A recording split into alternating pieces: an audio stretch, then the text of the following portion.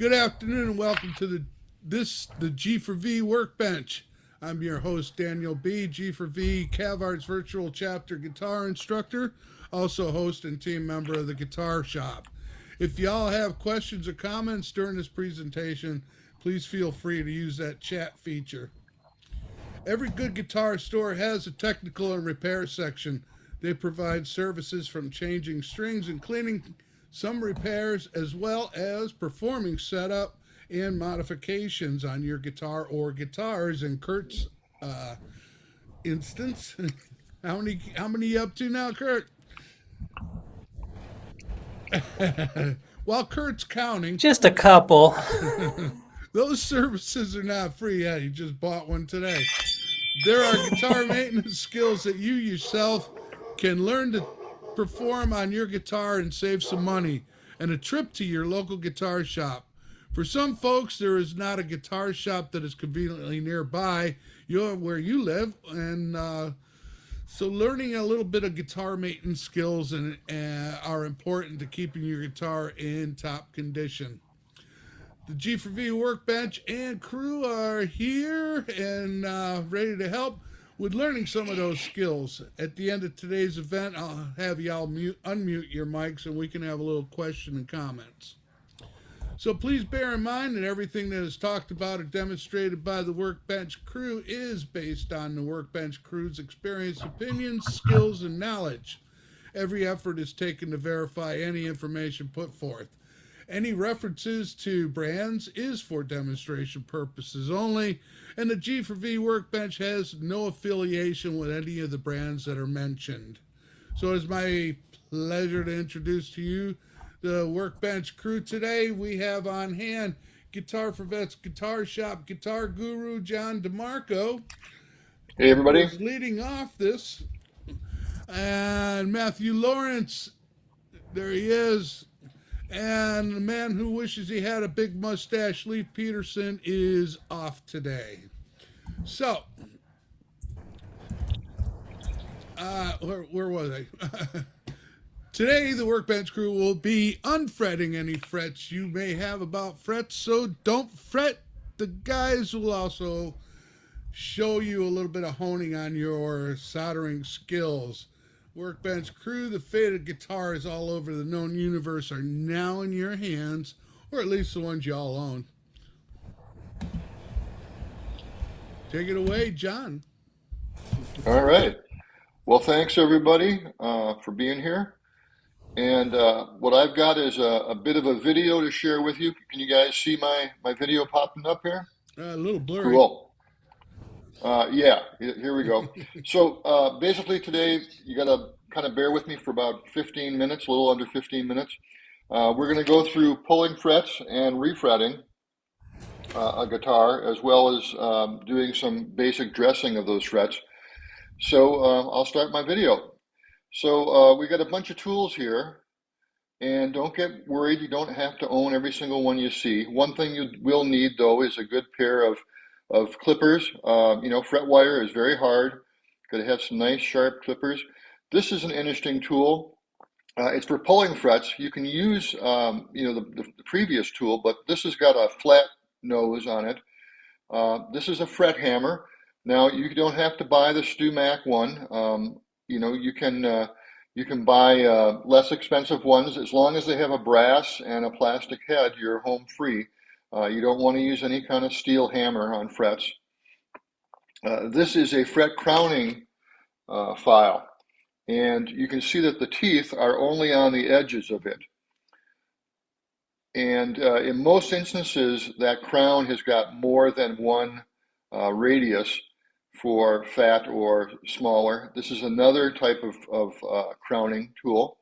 The one with the wooden handle is much less expensive than the diamond-coated one on the bottom. This is something you don't have to have, but it comes in handy. I use it quite often. You know how you get those little prickly fret edges on the sides of your fretboard? This allows you to lock a file in place and then consistently create a 35 degree or a 90 degree edge or whatever it is you're trying to work on. And again, you can either make one or they're very inexpensive to buy. And then next up, this is an interesting tool, and it's essentially comes with a bunch of radiused brass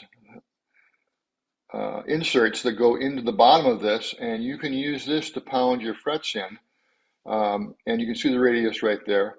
Or some people get heavy duty and they either use a machine like this or they use a drill press with that same little thing in place.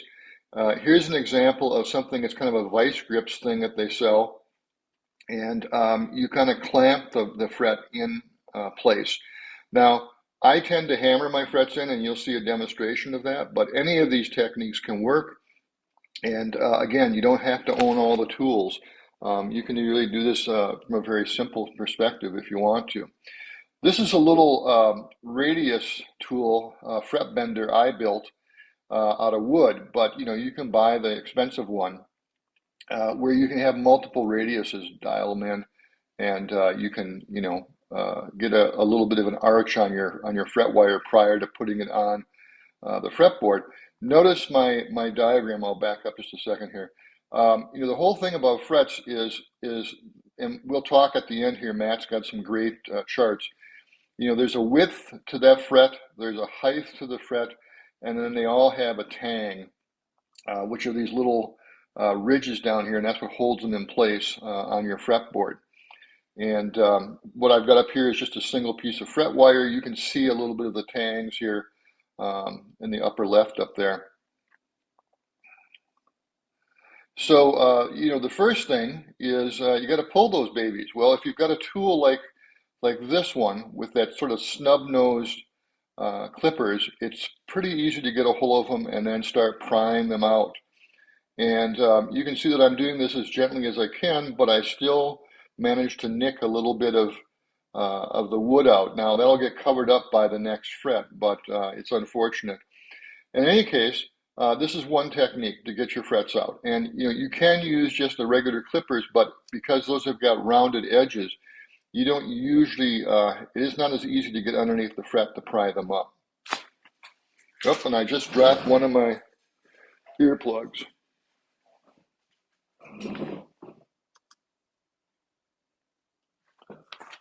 Let me just put myself on pause while I find that. We can do an edit right here, John. I guess I can still hear you in one ear, so I don't know where it ran off to. Let's hope I don't lose the other one.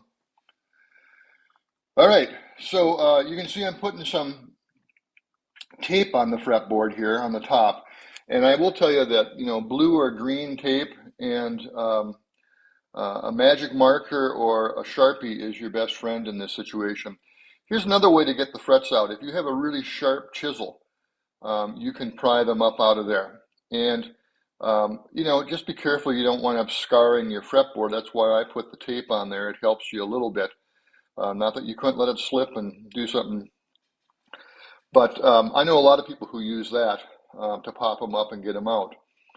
So, another technique that's available to you to get them out. And if you're only doing one or two, maybe you can use a chisel you already own. Just make sure it's got a nice sharp edge on it to get underneath that fret crown.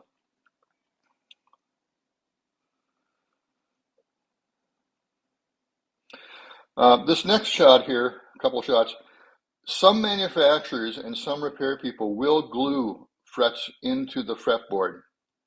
This is kind of a big pain as far as I'm concerned, but it does, a soldering iron, if you're careful, will loosen up that glue so that you can pry it up. I would just say be careful with how much heat you put on it to begin with. Start with a lower heat rather than a higher heat if you've got a variable heat soldering iron. And the other thing is be very careful with whatever you breathe in.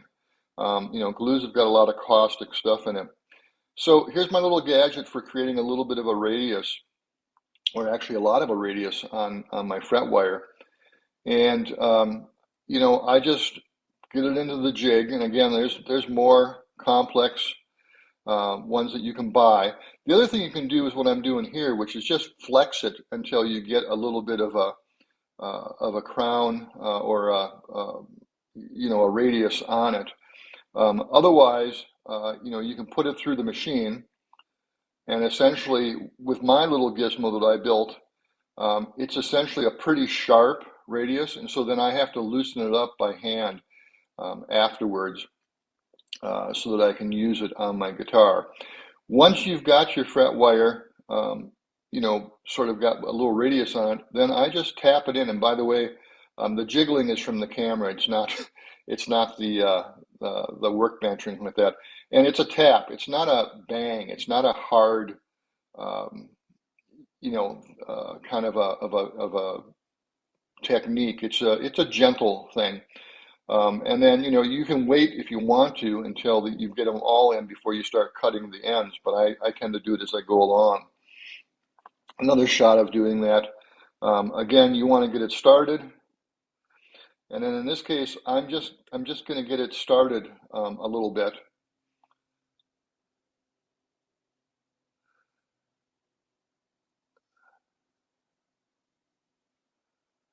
And again, it's just tapping, it's not banging.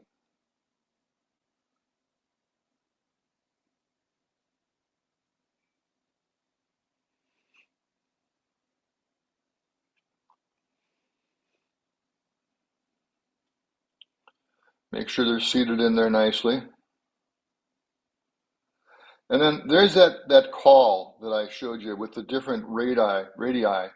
And in this instance, I just made sure it matched my fretboard. And you're not actually pressing the fret in with this instrument. You're actually, starting the fret kind of like I did before. But then you use the call on top of the fret, and you give it a couple of bumps with your hammer. And it kind of, gets that fret seated with that a little bit of a radius, hopefully, that you need. And so I've started using this, although I've fretted many, many, many guitar necks without that little device over the years. And maybe a little closer shot of kind of the same thing here. Again, I get it started, so it's, going to slip in easily.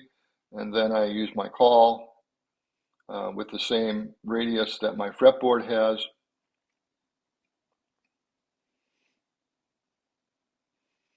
And then I seat it with the hammer on the top.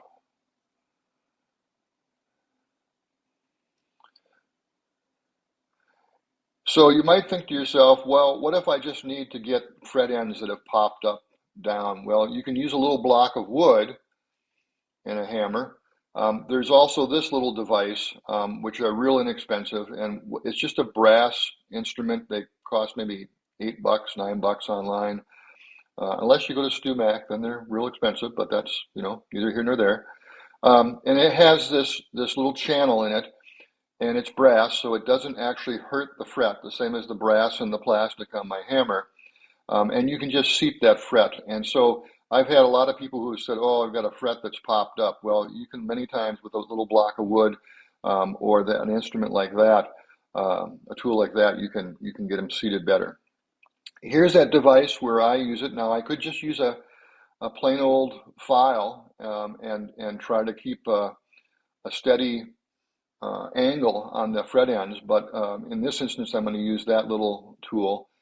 And I'm putting some tape down on the sides here, and I do this for a couple of reasons. One is to protect that neck and that fretboard. The other one is I know when I'm done because I'll get a little bit of a scratch on that tape from the file, and that's how I know that my frets are as close to the edge as I can probably get them. And I do both sides, obviously, of the fretboard. Now, this is set at like a 3-degree. You could also do a 90-degree angle. I don't do the final edges until after I've done everything else that needs to be done. Now, again, I told you you're going to use a lot of tape. I'm going to put tape on the fretboard, and you'll see why in a minute. A couple of reasons. Again, protect that fretboard. Secondly, I'm about to get a lot of grit that's going to be happening as I level these frets, and I definitely don't want it to work its way into the fretboard, at all. So I think I cut this short here in a second or two, there we go.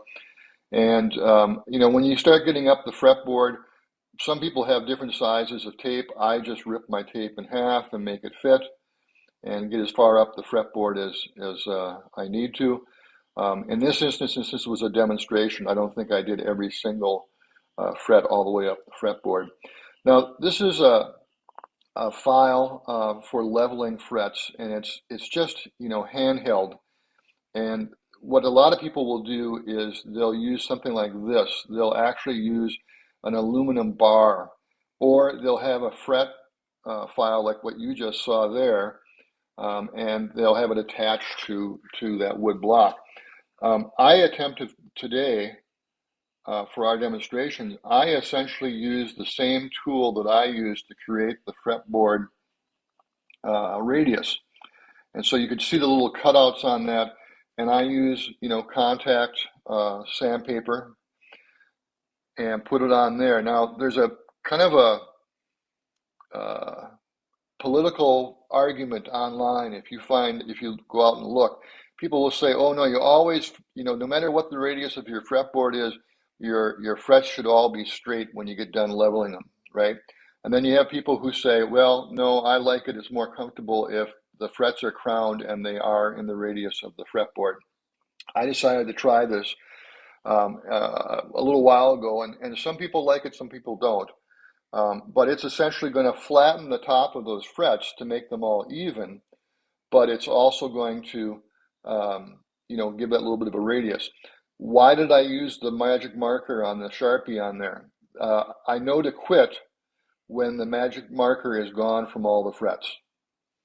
Okay, so if you've got a fret that's sitting low, it'll be the last one that gets removed, but you'll know that all your frets are level. I'm using a fret rocker now to make sure that those are all, level to each other.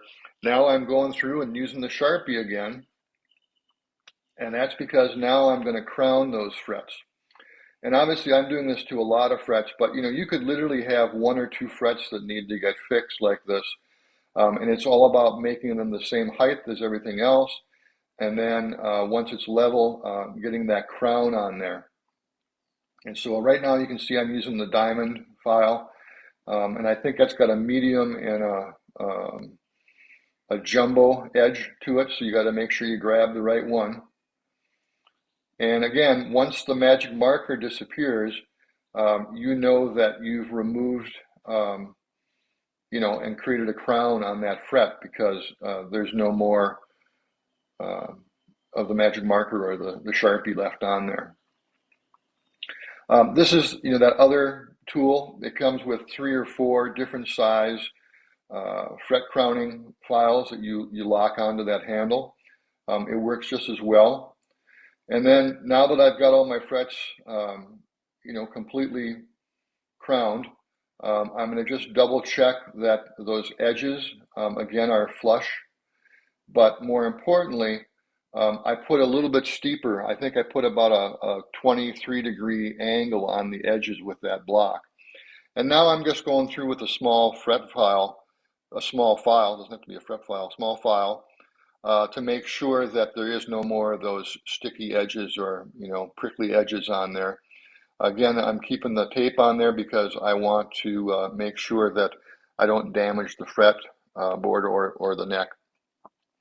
And then the last thing I do is I polish them up, and I'm just using, this is not actually steel wool, but it's like steel wool. It's a non-woven material is what it's called, and it essentially is the same as triple-aught steel wool, but there's no metal in it. So if it accidentally gets into any of your electronics, it's not going to short anything, and so I use it all the time. And then again, the last thing I do is make sure that my fret job has turned out the way I want it to be, that my frets are level, that there's no low or high frets, that my crowns are all nice and smooth and rounded.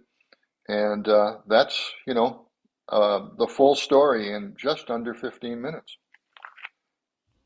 So thanks, Great job. everybody. John, how much would a fret job cost if you had it done at a shop? Well, I would say anywhere from 225 to you name your price above that. Especially the more expensive your guitar is, the more time they're going to take with it, and they're going to charge you more. You know, and let's be honest, most of us are not playing way up the neck, so maybe you only need a partial fret job, but it's an expensive, time-consuming situation. About That was how long excellent, does it John. take you? All right. That was excellent, John. Great video, great detail. Thank you. Thank you. Yeah, I hope you guys enjoyed it.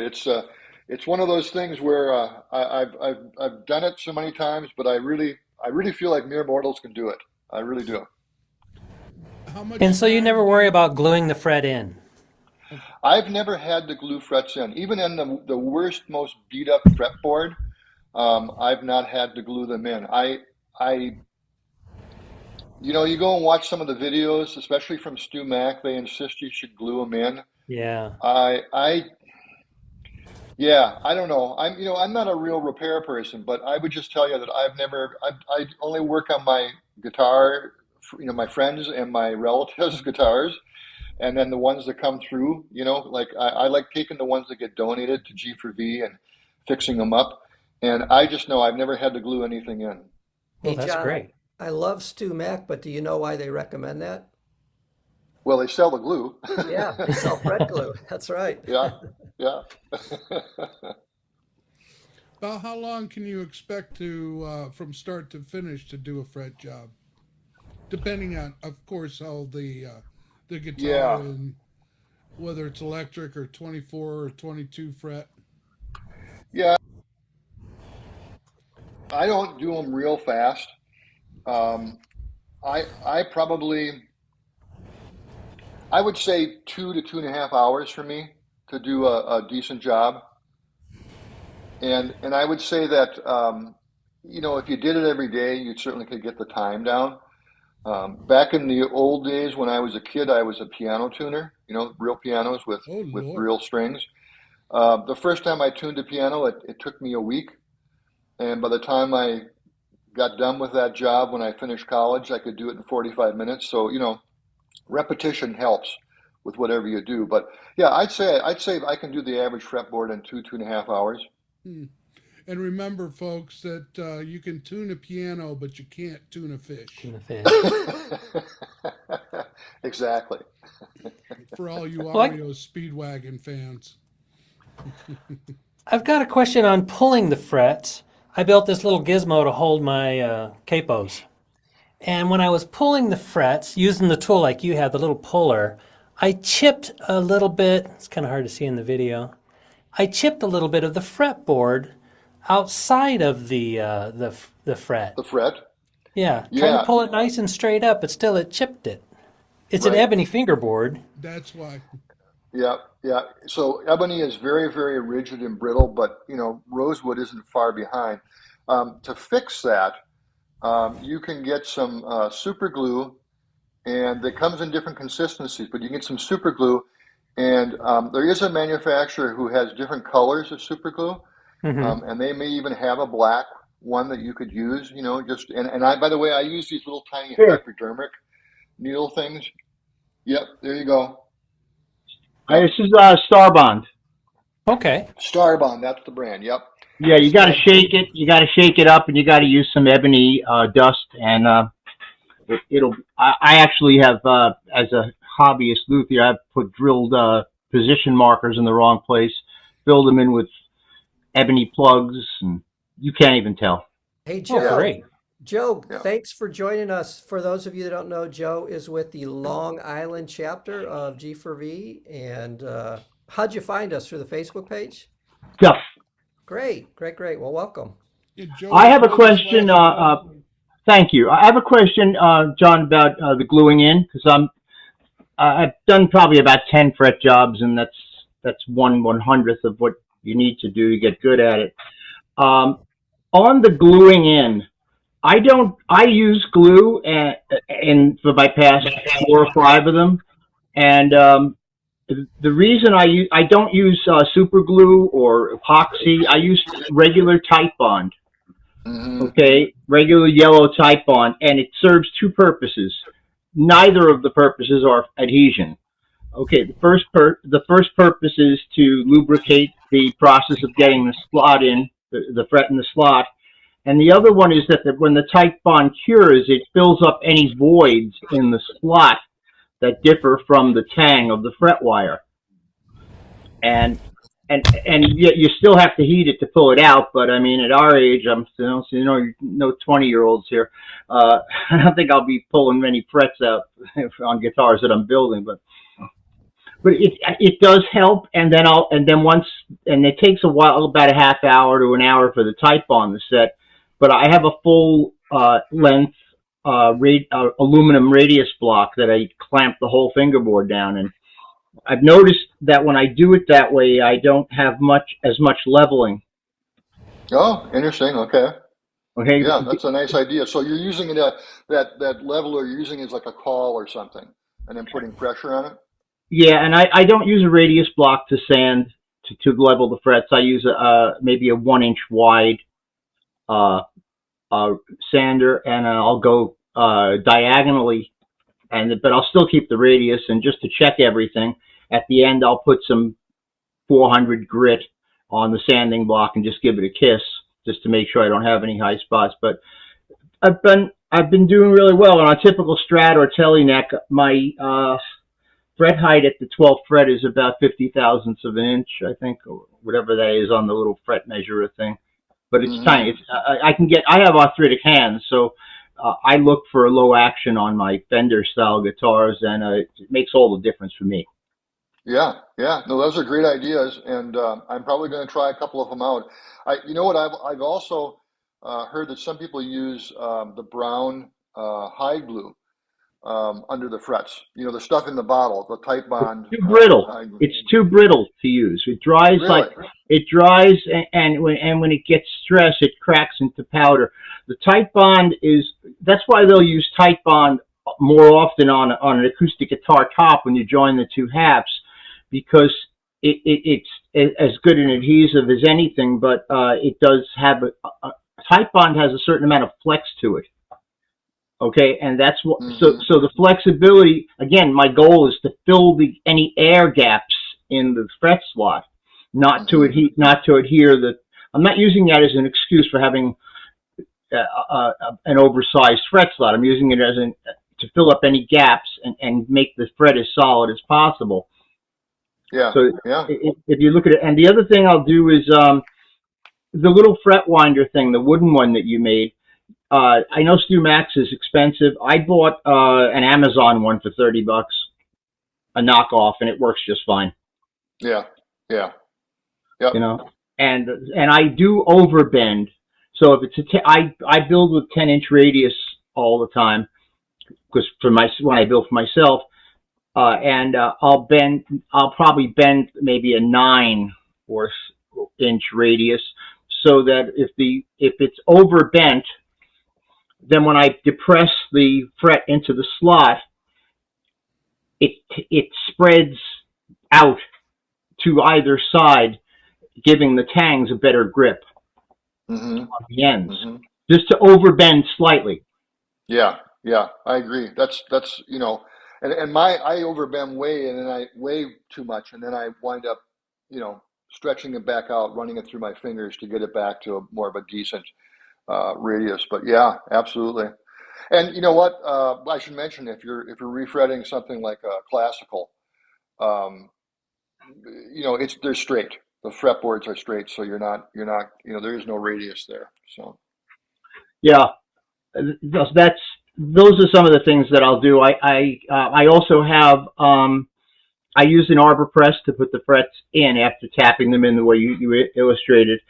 And I'm using another Stu Mac knockoff, or it's actually not a Stu Mac knockoff, but it's one of those fret radius calls which has individual pieces. It's like about 4 different guys, I really don't want to run out in the shop and bring my arbor press in, but it's they call it something or other, but it works pretty well because it has 4 different call pieces that adjust to any radius on the fingerboard. Yeah, and I've got blanks that are different radiuses. Yeah, I got them too. That I use in mine. Yep. I like that tool Excellent. that you use with the looks like a vice grip, so the jaws, I think they call it. I'd like to get my hands on one of them. The one that I'm using is called the Fractal. That can be seen. I don't know if that can be seen. The Fractal fret press. You blurry there, bud? Yeah, it's not going to happen. But the way it looks is it's just like any other fret call thing that goes into an arbor press, but there are 4 individual pieces that rock, so it accommodates any fret radius. And they're anywhere from $30 and up. If you buy the one from Fractal, they're $300. So which is not happening in my world. Right. Yep. Now, there is always the machine way. Am I right, John?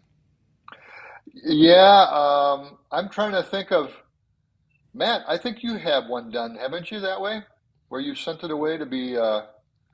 I didn't send it away, but it's plucking. It's Plucking, when yeah. they pluck it. When they pluck a guitar, they're not actually replacing the frets. They're just crown and leveling them, and making them basically doing the same thing you're doing by hand. They have a computer tell them either what to do, or depending on how much money they spend, the computer does it itself. But it's definitely that computer and that machine is definitely not doing the work that you and Joe were doing, where you're actually replacing the frets. So that's a whole different skill set for sure. Now, does the plucking do an automatic leveling? Yeah. No. And that costs?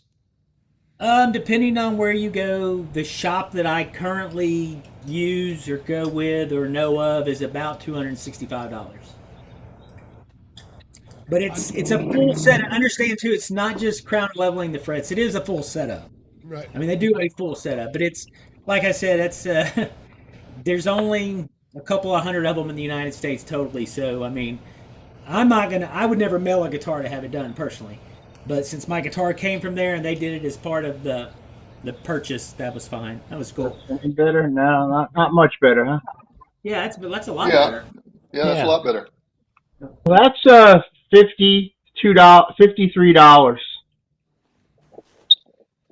And it seems to work quite well. Although there are mixed reviews on Amazon, but I guess, if you're putting frets in, you're going to get mixed reviewers. Right. Now, I got a question for John. Do you ever do a fall away at the end? I don't. But it's an interesting idea. On these I do. This is a black limba neck. This is quarter sawn black limba with carbon fiber rods inside, on either side of a hot rod, truss rod. What I'll do is I'll build up, I'm only holding the neck so I can illustrate. I would say around the 15th fret, I'll build up about 4 or 5 layers of tape. And then I'll put the radius block on the tape. And I'll sand it. And what it'll do, it'll gradually slightly reduce the height of the frets from 15 to 20, in this case 21. And that'll allow me to get lower action without buzz. Sure. That's a controversial subject to some fret guys, but to me, I don't give a shit. I'm just it makes all the difference in the world. I mean, I love low action. As I have arthritis in my thumb joint, which makes it very difficult to play in some cases, but this helps. Yeah, good idea. All right, I think, Matt, you're going to talk to us about some basic soldering. You've actually got some fret charts first, right? I'm looking for it. Yeah, I had that fret wire types. Where did it go? Where did it go? Where did it go? So basically, what I did is I just made up just a couple of little slides here for everybody, just to give you an idea of what's out there, what's available, as far as the frets materials themselves goes. So, as a general rule, most frets today are nickel silver. They have a balanced traditional tone profile. They last 5 to 10 years, and they're fairly inexpensive. As you can see, stainless steel is the big rage right now. If you want to talk about something that's controversial in the world of the fret guys, it's stainless steel frets. Some people believe it makes the guitar very bright and crisp, and it gives it a maximum sustain. Okay, I'll let you be the judge of that. I played guitars with stainless steel frets, and they didn't sound bright or crisp to me. That's just my opinion. Yeah, I definitely did. I want everybody to take a look at the workability chart there. It is definitely difficult to do, and even though the cost, where I show the cost at $25 to $45, that cost is for the wire. If you're going to take that guitar to a luthier at a shop for a stainless steel fret job, what I found in my area, which is March of 2026, subject to change, was between $400 and $600 to get that fret job done. So It's a horror show. Yes, a lot of guitars are starting to come with them. I wouldn't try to do it myself. So the other modern kind of fret wire that's out there is the EVO Gold. Again, it's got a higher lifespan. It's a little easier to work with. A little more expensive though.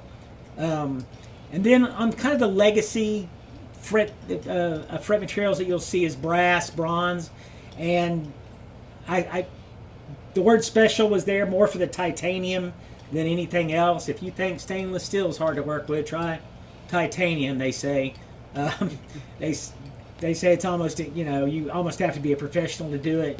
And I've also been told that it's not a great sound, but those are just some average lifespans and cost and stuff based on today's cost, just to give everybody an idea. I can't imagine that I would ever do, if I tried to do a fret job, I'm not acting like I've ever tried, y'all, I have not, but if I tried to do one, it would definitely be nickel silver and that's it. I wouldn't try any of this other stuff. Okay, so here I wanted just to give you a basic idea. I don't want to be a geek. I don't want to get out of caliper. I don't want to measure stuff. But just to give you some ideas of when you hear vintage frets, or you hear medium jumbo, or jumbo frets, or super jumbo, this chart just gives you an idea. It's something you could go back to. I think that Dan and them said they were going to put this in the notes when they publish the video, so it'll be out there. And I also I found a little chart there, and it's obviously not all inclusive, but it shows you a lot of what frets are used with some of the most common guitars. So you can see there's sort of like the vintage fender necks were the small vintage frets. They say that most Les Paul are like the LP jumbos and all that. So that's just an example. Obviously, the size of the fret, how tall it is, does determine how you play and everything else. So some people like really vintage frets and like really small frets, and some people like really big ones. So it's kind of that's obviously a personal thing for everybody. So, and then John, if you'll unshare your screen, I want to try to share a photo real quick if I can manage to actually do it. Okay, where did it go? That's not what I am trying to do. Okay, come on, man, share. Let's see. Did that show up, y'all? Nope. It's coming. There it is. Yep. Okay. So it's not a great picture. I'm gonna make it a little bigger as I can. But if y'all look at this fret, this is on a fairly new guitar. This is a guitar that is only, it's less than a year old. It has about 225 hours of playing on it. And if you look here on this low E string, you will see where this fret is already dented. And that's with less than a year of playing. That's with, like I said, about 225 hours. And this is not a cheap guitar. This is not like I'm just telling you, it's not a cheap guitar. So I wanted to put this picture up here just to remind everybody, show you what it kind of looks like, show you what to look out for. That way, when you're doing your string changes and everything, you might, notice when your frets are starting to wear or whatever else. So just to give an idea, and I know it's not a great picture, but you can see the little dent there. So it was just something I wanted to show because when I did my string change last Saturday, I was pretty surprised to see that, to be honest with you. But I'll deal with it. So you can minimize that without doing the fret replacement with a Z file, the Stu Mac type of Z file, which only sands the sides of the frets. It does not. So I wouldn't press down so hard too. You keep pressing hard. That's what makes your music good. But the Z file that they make is when John was putting the Sharpie blue Sharpie marker on the frets, the Z file will only sand the sides of the frets and will not touch that mark. So you're done crowning the fret when you have a hairline blue line left on the fret. And then you can hit it with a high grit sandpaper and then the maroon synthetic steel wool and then the gray synthetic steel wool, and then you can go right to polishing. Cool. All right, I just wanted to show that. We want to probably go ahead and get started on the soldering 101 section. We've already at about 51 after. We don't want to take up your whole afternoon. Listen, today is just a basic overview of soldering. I've got a couple of slides, a couple of videos. They're really short, a couple of pictures. We wanted to do this soldering 101 to try to get everybody's mindset towards later episodes in the next couple of months, where we're actually going to put a guitar on the bench and maybe we're going to fix a sound jack. We're going to change some pickups and do some stuff like that. So I just want to do a little slide, just a couple of quick things, like I call them the soldering 101 best practices. When you start to solder, ventilation is key. Please don't lock yourself in a room with a bunch of lead fumes. Everything that you do needs to be clean. The tip of your soldering iron, I'll discuss this again in a few minutes. Clean, clean, clean. You're going to tin your surfaces. I've got a video on that coming up here in just a second. When you're soldering, you heat the joints. You don't melt the solder. A lot of people try to melt solder and then paint it on. That's not really what we're trying to do, but we'll get to that in a minute. Use the correct solder. Even with my typo there, it is not a God choice. It's a good choice. 60-40 lead. Look, if you prefer lead-free solder and you don't want to use lead, that is fine. Just be prepared to use higher temperatures to get that lead-free solder to melt right. And if possible, use a helping hand. And I have got a picture of a helping hand. I'm going to show what that is in just a second. And use the correct tip for the job. Now, I say that, but I didn't do that in my video, but I'll explain that when I get there. Some of the don'ts, like I said earlier, don't try to glob or paint your solder on. That's not how you solder. Watch your heat.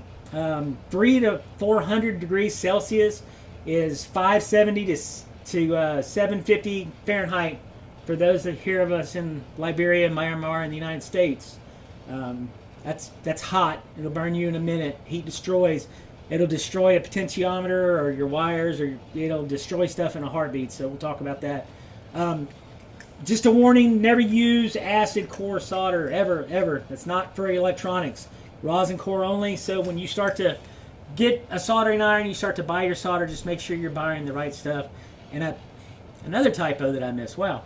But again, don't ignore the fumes. Always work in a well-ventilated area.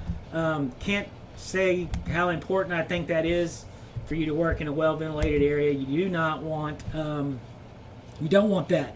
Let's talk about soldering irons just for a second. Listen, this is no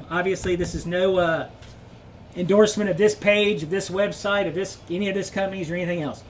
But if you see what I've got right here on the screen, there are soldering irons after soldering irons. There's one for $2.13. Okay, there's one for $3. There's one for 99 cents. There. Okay, yes, you could tell me these are cheap Japanese, Chinese pieces of junk.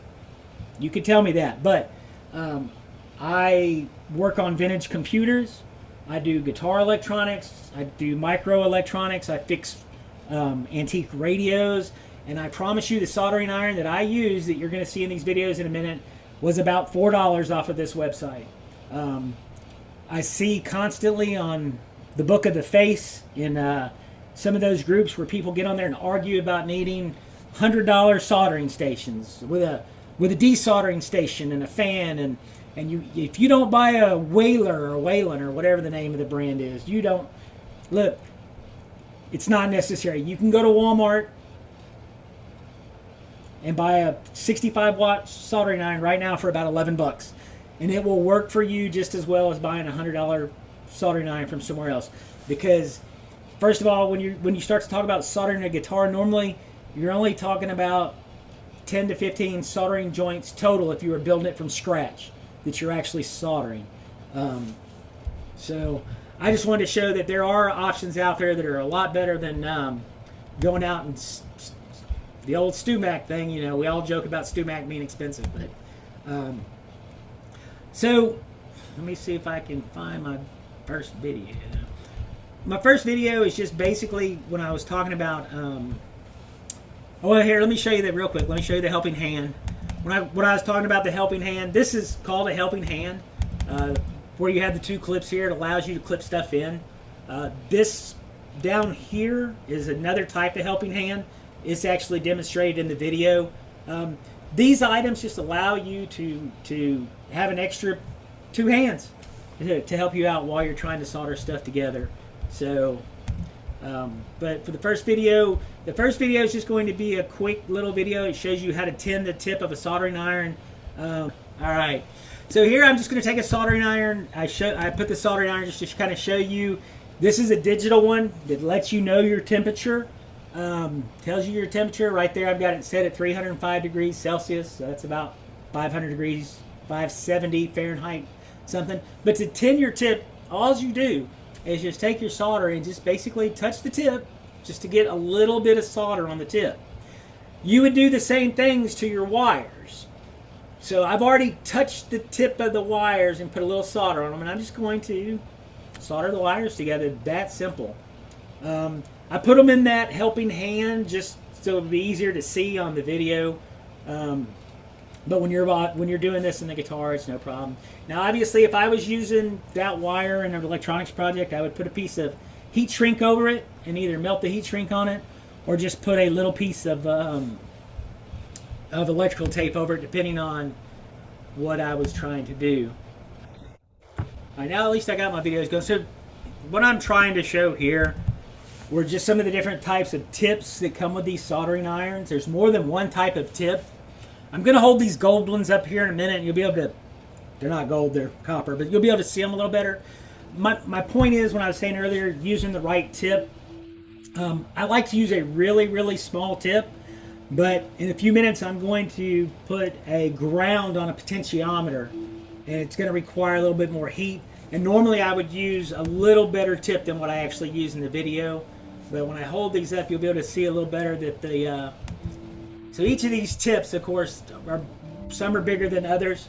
So when you're doing, obviously, this big blade tip here, if you're doing some really delicate work where you're just maybe putting two wires together, probably don't need to use something like that. And to demonstrate, like if you were soldering onto a potentiometer now, this potentiometer is not what it would really look like in your guitar, but I mean, it's how we put grounds onto potentiometers. So you heat it up, you put your solder on, your wire again is tinned. You've already got a little solder on there, so it's gonna go together better. And you'll just apply the heat, and once you apply the heat, you'll have your ground connected. That's one of the basic connections that you do when you rewire a guitar. You put a ground on potentiometer. So I wanted to just show that. Obviously, when we actually change potentiometers in a guitar or whatever, we'll actually do that live or either on a little bit of video. To give you an idea, there's a lot of guitars now have PCB switches, which are the circuit boards. So here I just demonstrated how to quickly just solder a wire into a PCB hole. I didn't have an extra switch. Unfortunately, not having a switch, I just had to do this just to give you an idea of how easy it really is, though, just to put the wire through a hole and put a little solder on it.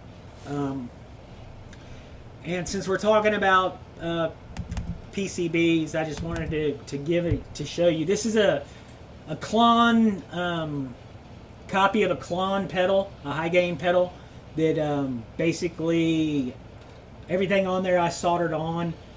Just wanted to show that this is what you can do. It's not that hard. If I can do it, anybody can do it. So instead of paying $60 or $80 or $100 for a pedal, you can pay $20 for that kit and do it all yourself once you've practiced a little bit.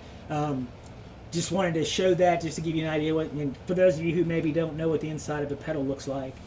And the last little video I had to demonstrate is a treble bleed, because so many people will go to places like StewMac and buy a treble bleed for $25-$30. And all a treble bleed is a capacitor and a resistor. They're about 12 cents worth of parts that are soldered together.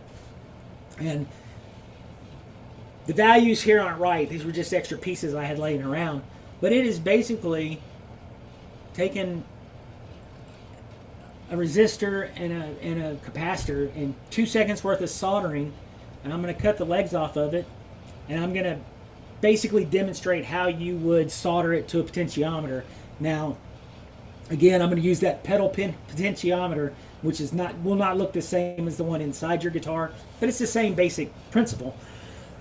You're going to solder it to 2 of your legs of your volume pot, and that's how you bleed off your treble. So, and the video is really just, at this point, it's just kind of silly because I didn't really solder it on, but I just wanted to show you when you think about things like a treble bleed that people are paying $30 or $40 for the part, $20 for the part, and then they're paying somebody $50 or $60 to solder them on.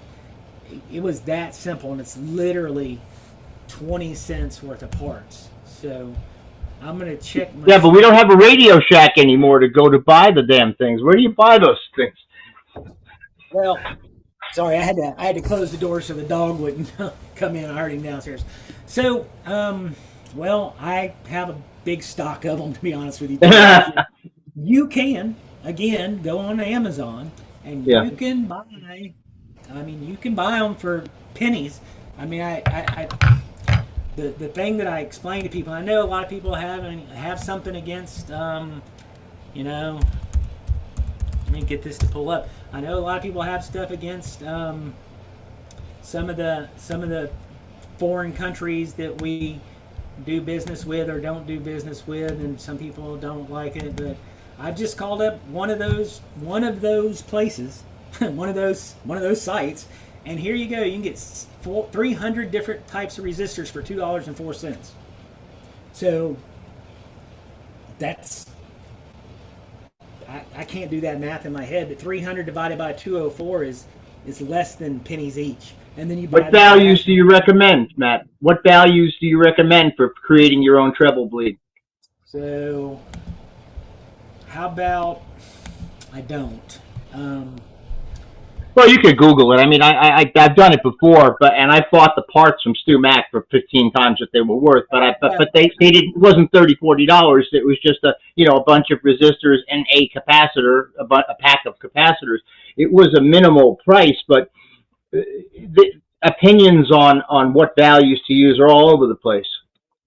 Yeah, the ones that I just did one for a Japanese-made Fender Strat for a friend of mine.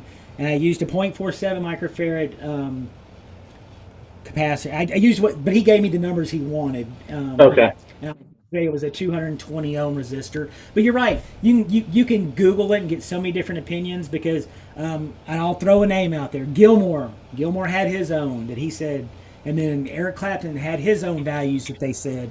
And you can Google all those and find them. I bought some from Tone Shapers already done. Yeah, they were cheap. Yeah, the one I just did for a friend of mine that he bought it from StewMac. It was $20-some odd for. That's crazy. A resistor and a capacitor together. So I wanted just to include that, for the audience to understand that maybe if that's something you want to do, we could talk about that on another episode, and actually we could go through and find some values and stuff, and you can do them yourself. You don't have to spend the money for them, for sure. Did you mention why people put a treble? Does everyone understand why a treble bleed goes in? Yeah, I When mean, you turn the volume knob down on any guitar, you completely just have no tone control. It's a total mess. it gets muddy, and you lose the high end, and it gets really muddy and nasty when you turn it down, and that's why you put treble bleeds in. I mean, and that's that. I mean, that's obviously a whole nother subject we could do. I just wanted to obviously show how you could make one pretty quick. Now look, it's already 205, 207. That was basically soldering 101. I was not trying to get heavy into it. I do have a guitar that we've talked about a little bit that needs a input jack fixed, and needs some new. Well, it doesn't need them, but in my world it does. It needs some new pickups, and we're gonna maybe try to do that on a later episode of the guitar workbench. So if anybody's interested in that, please make sure you let us know, and we'll do that. But does anybody have any questions on the soldering part of today's show? Because if not, we'll turn it back over to Dan or Paul or Joe, John, or whoever needs to get us out of here for the day. I got a comment. I have a comment. When you're soldering those boards with real small holes, a lot of times you'll get a solder bridge between the two of them, or you'll get the rosin built up between the two of them. And when you get the rosin built up, it makes it hard to see the little solder balls in there. So what I do is I just take a real fine tip screwdriver and scrape the rosin out. I've been doing it for 50 years. Yep, you're absolutely correct. That's a great way to do it, especially when you're. I don't think any of the switches, the PCB switches I've ever done, had holes as small as that circuit board I used in that video, but you're absolutely right. And you definitely, if your holes are close together, you got to be careful not to bridge them but with solder. But we'll talk about that when we actually start to do an actual project. So, yeah.